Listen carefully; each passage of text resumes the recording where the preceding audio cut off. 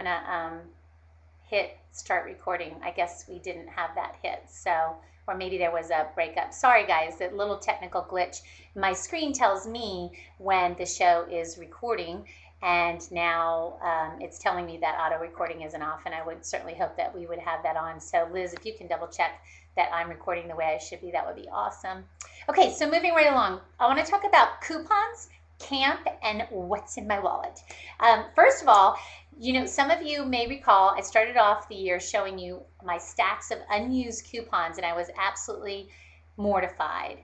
Okay, I'm sorry, I'm going to stop. It does say I've got start recording. I can see that I'm recording with my red record button, and it's a counter. Although I still have the blue message, auto recording off. Don't forget to start recording when the show starts. That would be Stanley, my dog. He's the other love of my life. Okay, so coupons. I started off the year recommitting myself to coupon chaos. And I call it coupon chaos because it's hard. It is very hard for me to add one more thing into my list of things to stay organized. And I'm super organized, so that should give you encouragement, I hope, that even for the best of us, it can be very challenging. One of the things that I've done to try and make it easier is figure out a way to not have to cut all the coupons every single week. And the website that I'd like to refer you to that we referenced earlier in a video that I did and a post that I did is thecouponmom.com, and she has a book and a website, and you can register there for free, and you can search coupons online. You can find out what's on sale at the store that matches up with what's available in the coupon system, meaning those flyers that you do get in your Sunday paper. And then when you go to her website and you go, okay, I'm going to go to Harris Teeter this week, which is where I happen to shop often, and I need, these are the things on my grocery list, the database will tell me what coupons will match up with what's on sale at the store, and that's going to give me the greatest return on my money. So how did I do this past month? Well, here are my receipts for some of you that came at the very beginning that I was when I had everything all, I was looking down and not looking at you, I was tallying them up. And in the last 4 weeks, we spent $1,076.08 on groceries. I got 2 teenagers, and that's a lot of meat. Mom of 2 used to, yeah, Harris Teeter's baked goods are awesome, aren't they? So $1,076, and we saved on that total purchase $272.08. So I would have spent almost $1,400, $1,500, yeah, almost $1,400 in groceries, and instead I spent close to $1,100. But I know that I could probably do better than that. The challenge for me is figuring out how to do that, and I'd love to know for you guys.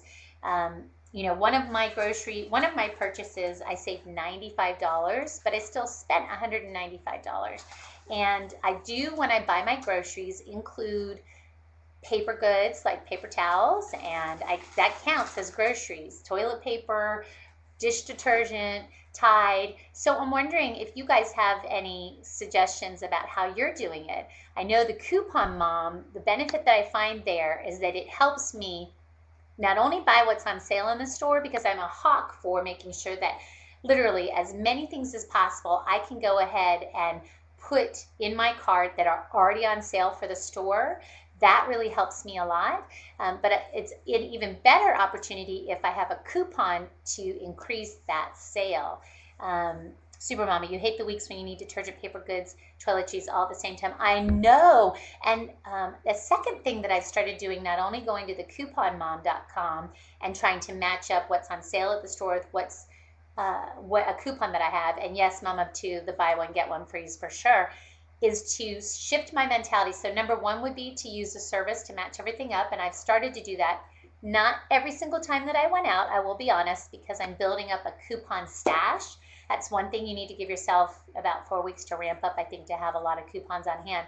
The other thing is I'm starting to think in a stock up mode, which is a little bit different. I didn't always think about going to Walgreens. Mom of 2, you just mentioned your neighbors like CVS for soda, and while I'd like to say we never have soda in the house, that would be a lie because we do sometimes have soda in the house. So I certainly don't want to pay a lot of money for it because it's not worth spending on. So the other thing is to switch to that stock up mentality, and I did make the most of some sale items at our local Walgreens. That's where I prefer to shop. But also at the grocery store, one of my sons loves a Quaker Oats cereal that rarely goes on sale, and it was on sale at Harris Teeter, so I bought 4 boxes, whereas normally I only buy 2, even if they're not on sale. Stocking up, I'm not talking about coupon hoarding. I'm not talking about having a whole lot of stuff. Liz, just like you say, picking up things that are on sale that you know that you'll use. That was the same decision that I made when I bought that extra cereal. So the second solution that I put in there, I'm just going to put that I try to stock up when items are on sale, because sale that you know that you will use, right? Like the toilet paper, like a certain kind of cereal. And of course, when you make a discovery that something that usually is not on sale is on sale, that's like, you want to do as much as you can about that. But I also walk the line between having too much on hand and really, is it realistic? The other thing you might want to consider when you're looking at those is, not the cart. 10 boxes of Apple Jacks because the price was pennies on the dollar. That's so important because cereal is an expensive item, and if you can work it where it's on sale and you have the right number of coupons to make that match up, that is the eventual goal. So number one, using a coupon service to help you match up what's on sale at the store with what is available in the coupon flyers. Number two, switching to that stock up mentality is important. And then the third thing that I found that is helping me on my coupon rehab journey, which is really what this is all about, is to block time. Block time to plan ahead for your grocery trips. I found that the weeks that I blocked time to spend even just 30 minutes, okay?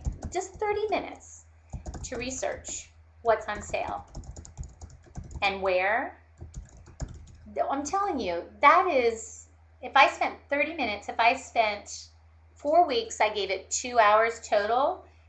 300 divided by 2 means I got paid $150 an hour for my time. I think that's worth it, don't you? So when I work hard to keep focused like that, that definitely helps me stay on track with the coupons. So remember, it's that weekly commitment. Liz, you recently found a Groupon deal for $10 for a year of Sunday newspapers. Holy cow. That's brilliant. Buy it, yes, just for the coupons, because the papers, usually the Sunday paper is more like a couple bucks every single Sunday.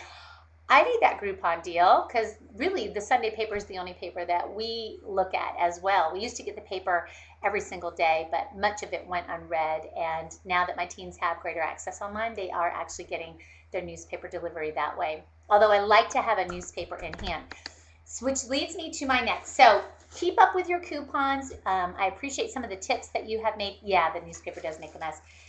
Keep track. Now, how can you keep track? You want to keep a record of what you have. I recommended using a product called the Couponizer. You might want to check that out. Since you're only going to clip out what you need for each trip, you could use a small coupon organizer, not the big, huge binder. You also might want to get just a little receipts catcher to help you if you want to see what's going on with your groceries. I'm not holding that the right way. Let's try that again. You could put it in like that. There was a great article in the Raleigh News and Observer yesterday. We're going to move on to cash, why cash is king, in the work and money section right here. And it was all about how people are moving towards paying with cash. So while we're talking about our grocery budget, one of the things and the reason why grocery budget's important to me, Mom of 2, happy Valentine's Day to you too. One of the reasons why the grocery budget is a place that I'm looking at refining is because it's a place that I have some impact on. I don't have the same kind of impact on how much gas I spend to fill up my car. I already know where we're going and where we have to go. I just have to, it's pennies difference. And I try and buy it at the least expensive location that I can close to my house. And I try and make sure to keep the amount of mileage that I put into play small, but pennies matter, right? So if you pay with cash, that can really help you stay in your budget. Yes, you'd need a calculator as you go to add the things that you're putting in your cart. But if you pay with cash, you're going to be able to keep your budget. You have to have the discipline for all these categories, groceries and gas, etc. Entertainment, right? But the point is, we're trying to put limits on ourselves. So one trick that I found, we were talking about what's in my purse, right, that helps me save money. One thing that I've invested in is the SavvySense wallet, and think that you can get this at www.savvysense.com. I have no relationship with them. I saw it advertised on somebody else's blog, and I thought, that really rocks. What stood out to me about the SavvySense wallet, outside of the fact that it's pink, is that it has, just like that receipt organizer I showed you, it has a series of pockets. And then it has a series of labels. So I don't know if you can see these very well because of the sheen. So it has grocery, restaurant, clothing, entertainment, gifts, gas, personal, and miscellaneous. And so these are designed to go on some plastic insert cards, which I found were kind of problematic. They really didn't work very well for me. It made it hard to make the wallet move. But you can take off this label really easily, and you can attach it right inside the wallet itself. Let me show you how you do this. When you do that, right here, just like this, in the front, okay, I just tucked it in there. You can't really see it, but when I open that up now, we'll see that my very first pocket, and you could do the same with a regular label, is going to be my grocery money.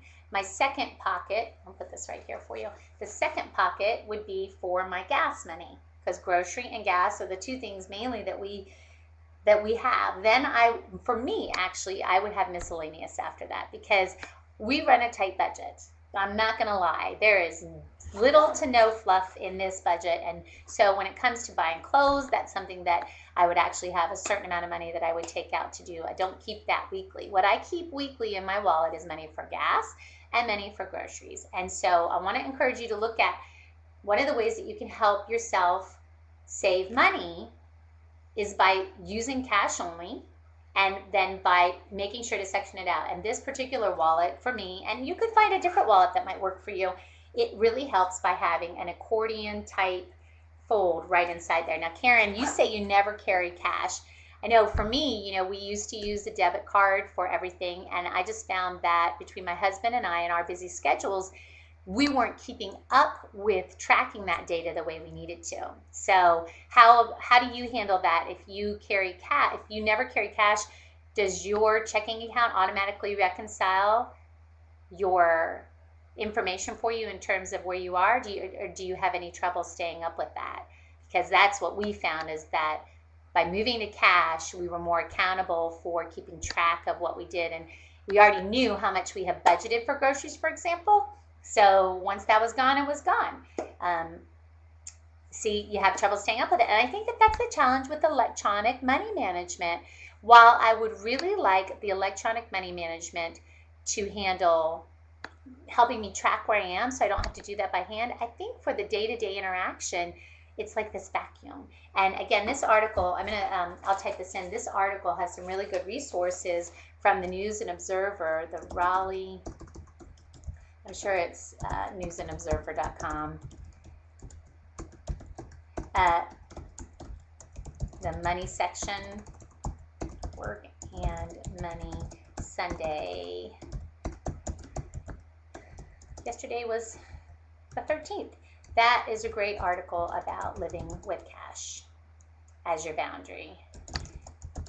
Again, what we're talking about is I'm all about trying to come up with things that outsmart me for my weakness. And when I'm busy, I'm no different than you.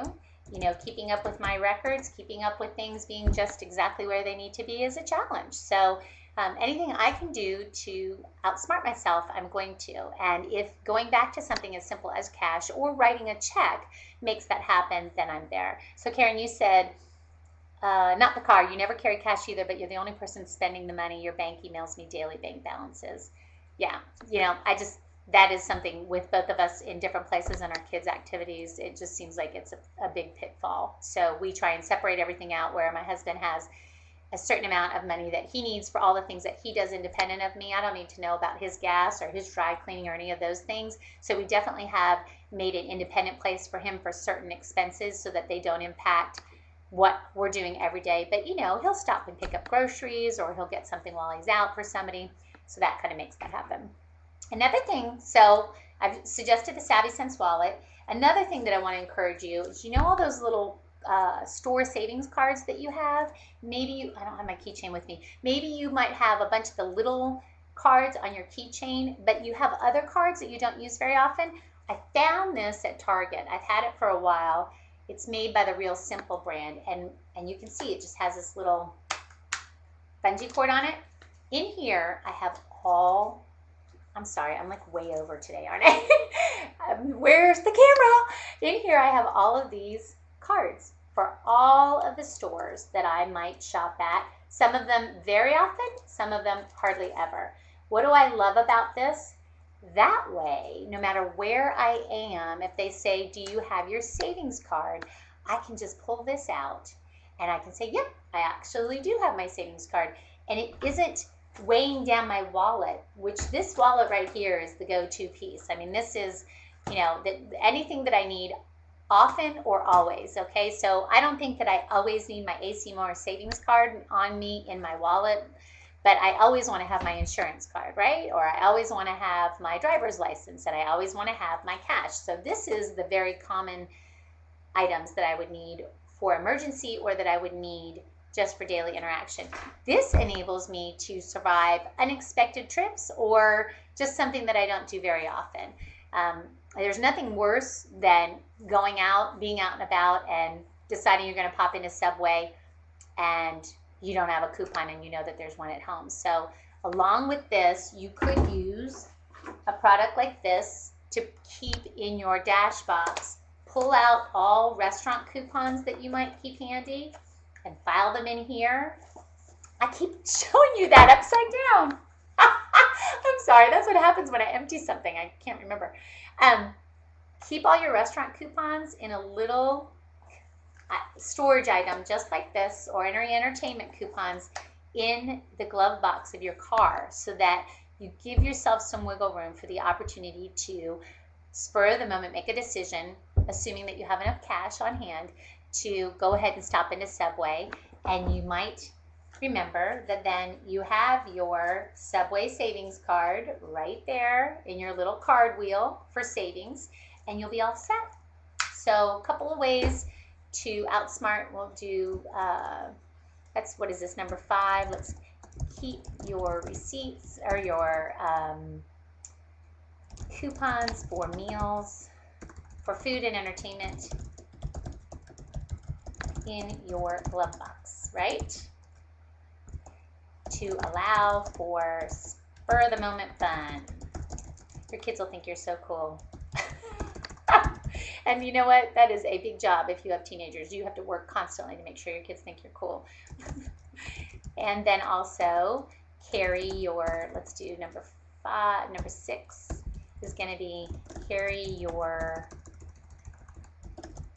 store discount cards in a card wheel like this, Real Simple at Target. Carry your store discount cards in one, what do we want to say, card wheel, like a business card wheel. Think business card holder. We're going to say Real Simple at Target. Okay, so hopefully that will help you. And then the final tip that I have for today, and I'd love to know how you guys are coming along with this, is we are in the middle of, in Wake County, Wake County, North Carolina has magnet schools, which are schools that you can apply to for special type of education focus, maybe a business and baccalaureate or an arts emphasis. February 14th through February 28th is the magnet school application process. So if you had a child that you wanted to do something different with, or you wanted them to go to a year-round school versus a traditional calendar school, right now you'd be in the throes of getting that application in so that your child could be considered for admission. If you were looking to move from public school to private school for your children in elementary, middle, and high school, right now would be the time that they would be taking admissions. They would have completed their in-house registration process for students already in their building. and now they would be opening that up to the general public. The window closes by the end of this month for most every school application. If you have preschoolers and you've never sent them anywhere, those tours have been happening for the better part of 6 weeks. So you need to get on it, get out there and talk to people. And then finally, camp registrations start usually in January, and they're at their height in February. And most summer camps will be booked by the time you get to March 1st. And I know that that doesn't make any sense, but there's a lot of advanced planning that goes on. So here's the thing. Maybe you're new to this planning ahead and you're new to trying to live by cash or just living on a budget like so many of us are. If you don't have the money for deposits, then you need to be at peace with the fact that that is not going to be the solution for you. It doesn't mean that you won't find anything. It just means that some of the more obvious camp opportunities might not be available to you when you get there. In our family, we have a couple of different camp opportunities that we're pursuing, and kids are different ages, so we've had to go ahead and make one commitment. But another commitment, it's a $500 camp that we're considering. We're not able to take care of that right now, so that's going to have to go on hold, and we'll have to be at the mercy of whether or not that's available. Something we didn't know about, so we hadn't budgeted for, so we just need a little bit more wiggle room before that can fall into place. Life on a budget.